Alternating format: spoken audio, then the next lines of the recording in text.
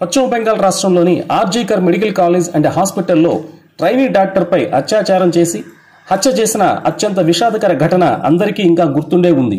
కోల్కతాలోని RG Kar hospital medical కాలేజీలో trainee వైద్యురాలి ఘటన యావత్ దేశాన్ని దిగ్భ్రాంతికి గురిచేసింది. ఈ ఘటన దేశవ్యాప్తంగా తీవ్ర ఆగ్రహానికి గురిచేసింది. దీంతో వందలాది మంది ప్రజలు నిరసనలు చేశారు. కోల్కతా పోలీసుల్లో పౌర వాలంటీర్గా పనిచేస్తున్న సంజయ్ రాయ్ గత ఏడాది ఆగస్టు 9వ తేదీన ప్రభుత్వ ఆసుపత్రి సెమినార్ హాల్లో వైద్యురాలిపై నేరానికి పాల్పడినట్టుగా అభియోగాలు మోపారు. ఈ కేసులో రాష్ట్ర ప్రభుత్వం సాక్ష్యాలు నాశనం చేసేందుకు ప్రయత్నిస్తుందనే ఆరోపణలతో కలకత్తా హైకోర్టు ఈ కేసుని సిబిఐకి అప్పగించింది. సిబిఐ ఆగస్టు 13న 120 మందికి పైగా సాక్షుల వాంగ్మూలాలను నమోదు చేసుకుంది.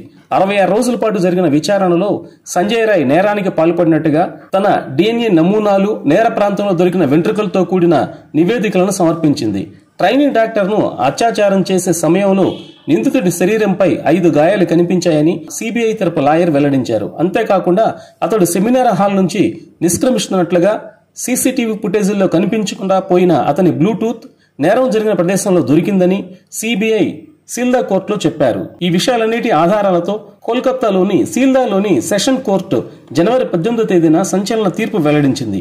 ఈ కేసులో నిందితుడు సంజయ్ రాయ్ని దోషిగా తేల్చింది. 160 పేజీల తీర్పులో కోర్టు అత్యాచారం, హత్య, మరణానికి కారణమయ్యే భారతీయ న్యాయ సంహితలోని సెక్షన్ల కింద రాయ్ను దోషిగా నిర్ధారించింది. ఈ కేసు విచారణలో మొదట సంజయ్ రాయ్ తాను నేరం చేశానని ఒప్పుకున్నప్పటికీ తర్వాత తనను ఈ కేసులో ఇరికించారని ఆరోపించారు. అయితే తీర్పు చెప్పే సమయంలో తాను దోషిని కాదని, తనను బలవంతంగా ఇరికించారని సంజయ్ రాయ్ వాదించారు. నేను ఈ నేరం చేయలేదు, ఇది చేసిన వారిని ఎందుకు విడిచిపెడుతున్నారు అని అడిగారు. అతడికి జవాబిస్తూ శిక్ష ప్రకటించే ముందు సోమవారం నీకు మాట్లాడే అవకాశం ఇస్తామని న్యాయమూర్తి చెప్పారు.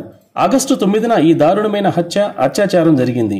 నేరం జరిగిన 160 రోజుల తర్వాత తీర్పు వెలువడింది. అయితే సోమవారం ఈ కేసులో కోర్టు శిక్షల పరిమాణాన్ని ప్రకటించే అవకాశం ఉంది.